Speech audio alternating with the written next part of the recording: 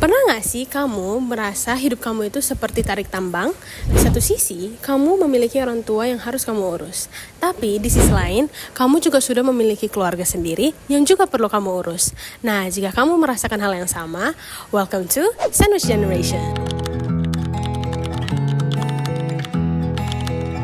Tahukah kalian, menurut Badan Pusat Statistika, jumlah lansia dari tahun ke tahun itu terus bertambah loh, yang mana peningkatan ini ternyata punya tantangannya tersendiri. Sebagian besar lansia itu masih banyak yang belum mempersiapkan asuransi hari tua, yang berakibat mereka masih harus bergantung sama anak-anak mereka untuk pemenuhan kebutuhan hidup sehari-hari. Yang mana nggak jarang anak-anak mereka itu udah punya keluarga sendiri. Nah, disinilah masalah itu muncul. Anak-anak yang mengasuh harus berusaha untuk membagi waktu, tenaga, dan juga keuangan untuk banyak hal sekaligus. Untuk orang tua, untuk diri sendiri, dan juga anak-anak di keluarga inti. Kondisi inilah yang membuat mereka untuk masuk ke dalam kelompok yang disebut Sandwich Generation. Sederhananya, mereka itu terjepit antara dua tanggung jawab besar sekaligus. Tanggung jawab merawat anak dan juga merawat orang tua. Karena harus menanggung dua beban besar sekaligus, wajar dong kalau mereka merasakan konflik atau stres terutama soal keuangan. Sekarang kita lihat datanya. Menurut survei data Indonesia.id, 46,3% Gen Z di Indonesia sudah memasuki kategori Sandwich Generation, yang artinya hampir separuh generasi muda di Indonesia menanggung beban keuangan tiga arah sekaligus: anak, diri sendiri, dan juga orang tua. Jadi, kalau kamu berpikiran fenomena ini cuma dialami oleh segelintir orang, kamu salah. Faktanya, ini adalah realita yang dijalani jutaan anak muda di Indonesia. Melihat dari angkanya, ini bukan masalah kecil, ini adalah masalah generasi. Kalau kita berbicara tentang Sandwich Generation, hal yang paling sering tidak terlihat adalah dampak psikologis dan dinamika keluarganya. Tekanannya bukan cuma soal waktu, tapi juga soal mental.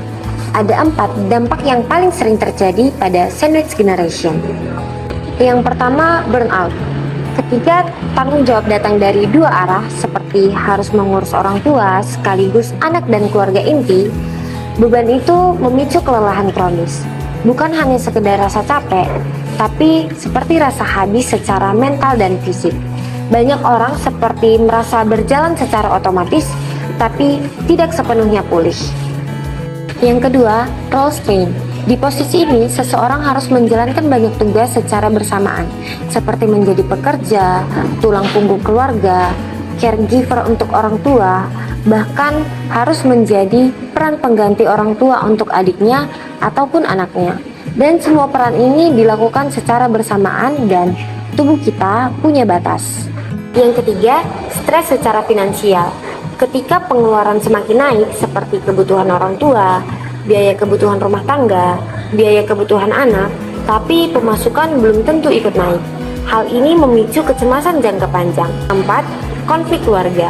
Ketika tekanan semakin besar, hal ini dapat memicu gesekan antara saudara yang merasa bebannya itu nggak merata dengan pasangan yang merasa waktu bersamanya itu semakin berkurang, dan dengan orang tua yang belum siap melepas ketergantungan.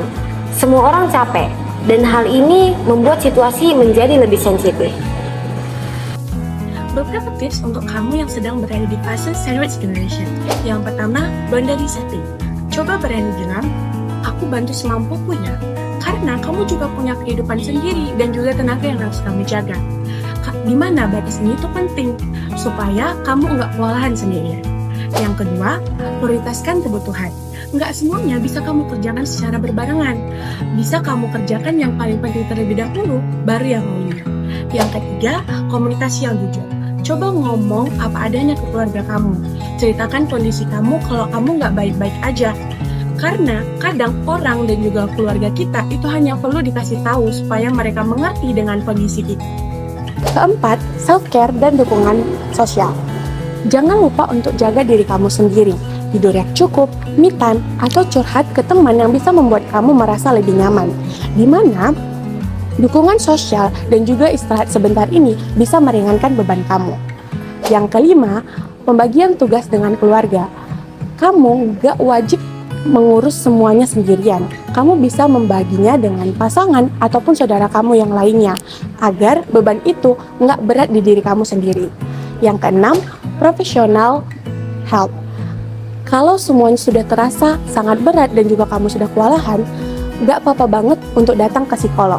Itu bukan tanda kalau kamu lemah, tetapi itu tanda kalau kamu peduli dengan diri kamu sendiri.